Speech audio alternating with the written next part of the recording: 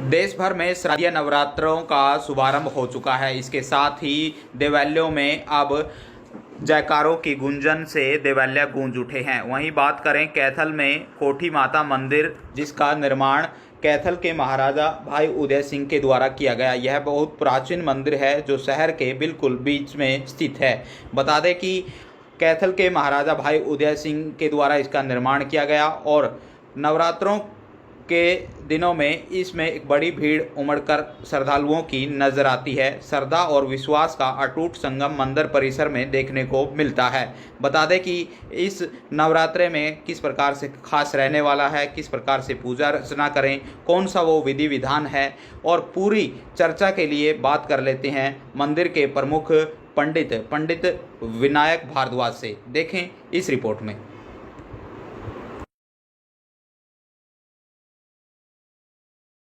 धर्म क्षेत्र कुरुक्षेत्र, यहाँ पर यदि 4800 कोस की परिधि पर नजर डाली जाए तो देवालय सजे सजाए मिलेंगे। हर मंदिर का अपना महत्व है और इस वक्त हम कैथल के कोठी माता मंदिर में है। कोठी माता मंदिर का नाम क्यों पड़ा, किस प्रकार किया, इसका इतिहास है, दंत कथा क्या है, और आज श्राद्ध का अंतिम दिन है। कल से माता भगवती का के जो नवरात्रों का जो शुरुआत हो जाएगी, किस प्रकार का महत्व नवरात्रों का रहेगा, इस पूरी जानकारी के लिए हमारे साथ पंडित विनायक भारद्वाज जी हैं। उनसे बात कर लेते हैं कि किस प्रकार का महत्व है और क्या कहना चाहेंगे।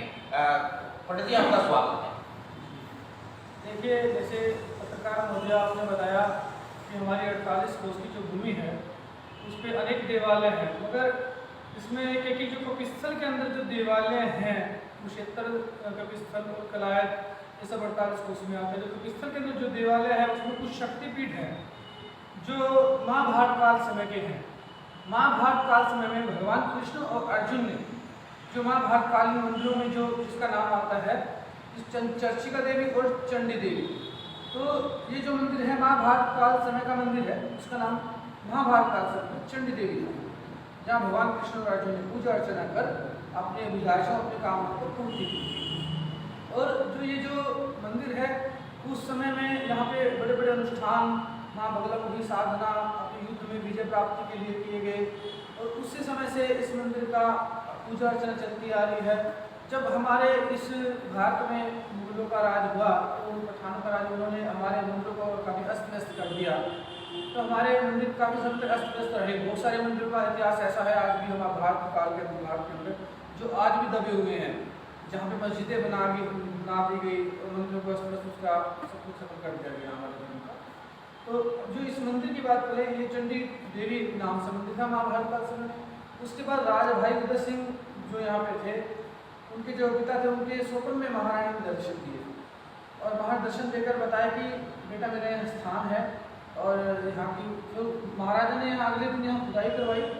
खुदाई करा के बहुत बड़ी विशाल मूर्ति यहाँ पे माई की मिली, और फिर उन्होंने अपने यहाँ पूरा व्यवस्था बना के पूरा अच्छी सुंदरता में पूरा निर्माण करके यहाँ पे पूजा अर्चना और काफ़ी विधिवत पूजा अर्चना की शुरू की, ताकि वो आगे पूजा अर्चना कर सके और लोगों के भले के कार्य कर सके। राजा ऐसे उन्होंने कार्य किए, जब अनुष्ठान करते थे, और काफ़ी बड़ा एक हवन कुंड होता था इस मंदिर के अंदर, जो डेली वो यहाँ पे यज्ञ कर अपनी मनोकामनाओं को पूर्ण करते थे, और महारानी को नारियल की भेंट देकर, बलि देकर अपनी विशेष मनोकामना पूर्ण करते थे। कोठी जो माता मंदिर है, इसका नामकरण कैसे हुआ, किस प्रकार की दंत कथा है, क्या कहना है? देखिए, जैसे यहाँ भाई उदय सिंह हुआ, भाई उदय सिंह के पिताजी, जब ये कोठी हमारे सामने पास में कोठी है जिसमें राजा की अदालत भी लगती थी प्राचीन काल में, आज 400 वर्ष पर जब भी राजा हुए यहाँ पे, तो और राजा भाई उदय सिंह का एक किला है। यहाँ किले में राजा अपने राज्यों को संभालता था, और हमारे शहर के अंदर गेट होते थे, 7 गेट। तो इस कोठी के नाम से यहाँ गेट तक कोठी वाली देवी मंदिर भी यहाँ पे था और गेट भी था। उस गेट को बोलते कोठी गेट, जैसे Chandana gate, Pratap gate, Dogra gate, ऐसे गेट होते थे हमारे शहर में। और वो गेट बंद होने के बाद वो शहर एक सेफ रहता था, राजा उस शहर की संभाल रखता था और ताकि कोई आके शहर को कोई नुकसान ना पहुँचा सके। तो इसी प्रकार हमारा जैसे मंदिर है, ये मंदिर बिल्कुल सिरे पे था, इधर गेट था, ये गेट के अंदर एक कोठी थी, तभी इस देवी का नाम पड़ा, लोगों ने कोठी माता मंदिर कहना शुरू किया, कोठी वाली देवी बोल सकते हैं लोग, तो ऐसे बोलना शुरू कर दिया। तो उसी समय से लोग मतलब कोठी वाली देवी बोलते हैं, कोठी माता मंदिर बोलते हैं हमारे। तो पंडित जी, आज जो श्राद्ध पक्ष है वो खत्म होने जा रहा है। कल से महामारी के जो नारों की गूंज मंदिरों में, देवालयों में देखने को मिलेगी, तो किस प्रकार का योग बन रहा है और पहले नवरात्रा किस देवी का होता है, कौन सी पूजा अर्चना होती है, ताकि माता रानी की जो असीम कृपा है वो अपने जो श्रद्धालुओं पर होती नजर आए? देखिए पत्रकार महोदय, कल प्रथम नवरात्र है, जिससे पहले विशेष तैयारियां मंदिर में की जाती हैं। माँ ज्वाला देवी मंदिर से महारानी की प्रचंड ज्योति को मंदिर में स्थापित किया जाता है। हर नवरात्रों की भांति इस बार भी ऐसा ही किया गया। और यहाँ प्रथम जो नवरात्र है वो शैलपुत्री का नवरात्र है। माँ शैलपुत्री जो सबकी अभिलाषाओं को पूर्ण करने वाली है, जो सफ़ेद रंग के पुष्पों से अधिक प्रसन्न होती हैं और विशेष मनोकामना भक्तों की पूर्ण करती है। तो यदि बात की जाए नवरात्रों की, तो किस प्रकार की पूजा अर्चना करने की आप सलाह जो श्रद्धालुओं को तुरंत देंगे? क्योंकि प्रथम नवरात्रा है, एक लंबे समय से कोरोना की जो भक्तजन है उसकी चपेट में थी, और उस महामारी के चुगल से बाहर आने के बाद ये ऐसे पहले नवरात्र होंगे कि देवालयों में एक बड़ी भीड़ नजर आएगी। जी देखिए, जो महामारी है तो एक समय का अभाव है, समय के साथ साथ महामारी भी आई। कर्म जैसे इंसान कल युग में कर्म करता है, ऐसे उससे उसको फल मिलता है।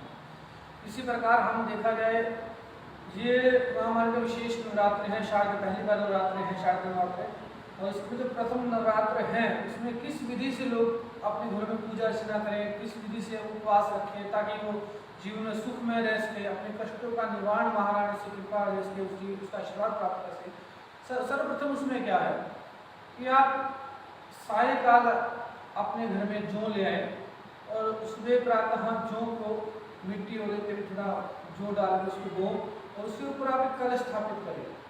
उस कलश के ऊपर तलावा बांध लें, उसमें स्वास्तिक का निशान बनाएं, उस पर पंचपल्लव रखें, जैसे आम के पत्ते हैं, पीपल के हैं, बेड़ के हैं, ऐसे पंचपल्लव उसमें रखें। उस पर नारियल रखें, नारियल का जो मुख है वो आपकी तरफ, उसका मुख अपनी तरफ, उसकी प्रतिष्ठा करें कि प्रभु हे महारानी आप इस कलश में विराजमान होइए और हमारी मनोकामना पूर्ण कीजिए। इस प्रकार से प्रार्थना पूर्वक करके उस कलश की पूजा अर्चना करके और महारानी का फिर अभिषेक करें, जलाभिषेक करें, या जैसे कोई विशेष कामना है वो दूध से भी करता है, कोई दही से भी करता है, अलग अलग चीज़ों से अलग अलग प्रकार का महारानी का अभिषेक होता है। अभिषेक करके इसी सूक्त मंत्रों का पाठ कर सकता है। लक्ष्मी प्राप्ति के लिए, पुत्र प्राप्ति के लिए दुर्गा सप्तशती में अलग अलग मंत्र दिए गए हैं। पुत्र प्राप्ति आप जीवन में आप कर सकते हो उन मंत्रों से। उसके अब धन की कोई अभाव जीवन में किसी के धन की कृपा आप उससे प्राप्त कर सकते हो। आपको कोई शारीरिक कोई कष्ट है, शारीरिक पीड़ाओं का निवारण आप उससे कर सकते हैं। घर में कोई कलह है कि आपके घर का वातावरण बड़ा अशुद्ध है, नेगेटिविटी बहुत ज़्यादा है, कोई शुद्धि नहीं है, उसके लिए आपको निवारण लेकिन बड़े मंत्र है महारानी के, किसी भी एक छोटे छोटे मंत्र हैं, बड़े बीज मंत्र है महारानी के, उसका आप जप करें और जप करके अपने जीवन में बड़े सुख समृद्धि और ऐश्वर्य से आप जी सकते हैं। ऐसा हमारे शास्त्र में बहुत बड़ा विधान है कि आप जीवन में किसी भी प्रकार से कोई कमी नहीं आपके जीवन में रह सकती। तो पंडित जी, बात करें जो बड़ी माता मंदिर है, इसका जो निर्माण कार्य का जो श्रेय है वो कैथल के महाराजा भाई उदय सिंह को जाता है। तो क्या आज भी उनके परिवार से जुड़े हुए लोग यहाँ पर पूजा अर्चना करने आते हैं? लोग बोलते हैं कि आज भी उनको इस मंदिर में देखा जाता है, क्या कहेंगे? जी, आपको बता दूँ, जैसे जो हमारे भाई उदय सिंह थे, उनके परिवार में आज भी किसी एक बच्चे का नाम भाई उदय सिंह रखा जाता है। वो इसलिए रखा जाता है कि हमारा इतिहास बना रहे, हमारी यादगारें बनी रहे, भाई उदय सिंह की हमारे दादा परदादों का नाम था। ऐसा उन परिवारों में आज भी भाई उदय सिंह किसी बच्चे का नाम है। और वो परिवार शुरू से ही नवरात्रों के दिनों में पहले बड़ा गुप्त तरीके से आता था। वो परिवार ज़्यादा किसी को बताता है, अब वो कहते हैं कि चलो हम थोड़ा सा उनके सामने आए। वो पहले गुप्त तरीके से पूजा अर्चना करते थे माता की। तो इसी प्रकार भाई उदय सिंह के परिवार को पिछले 7-8 वर्षों से तो मैं जानता हूँ, और 8 वर्ष जब से मैंने मंदिर को संभाला, हमारे ट्रस्ट ने इसका निर्माण कार्य किया, तो भाई उदय सिंह जो थे उन्होंने इस मंदिर को बनाया, बड़ा सुंदर बनाया और यहाँ पे यज्ञ अनुष्ठान करते थे। उसी प्रकार से उनका परिवार आज भी उसी प्रकार से नवरात्रों के दिनों में किसी भी एक दिन वो आते हैं या उनके मत्था टेकते हैं, नारियल की भेंट देकर, बलि देकर अपनी विशेष कामनाओं को पूर्ण करते हैं और बड़े उनके भाव हैं, बड़े भाग्य उनके हैं जो आज भी माता रानी को बुला रहे हैं। ये थे हमारे साथ जो बड़ी माता मंदिर के जो मुख्य पुजारी थे पंडित विनायक भारद्वाज, जो कोठी माता मंदिर में पूजा अर्चना करते हैं। और जिस प्रकार से कैथल के जो महाराजा होते थे भाई उदय सिंह, उनके द्वारा निर्माण कार्य इस मंदिर का हुआ। काफ़ी जो पौराणिक इतिहास है, ये मंदिर अपनी गोद में समेटा हुआ नजर आता है। समय समय पर जो लोगों की जो श्रद्धा होती है वो भी चमत्कार में बदलती नजर आती है। महामाई का जो असीम कृपा है वो अपने श्रद्धालुओं पर नजर आती है। स्पोक्समैन हरियाणा से बलिंदर कुमार।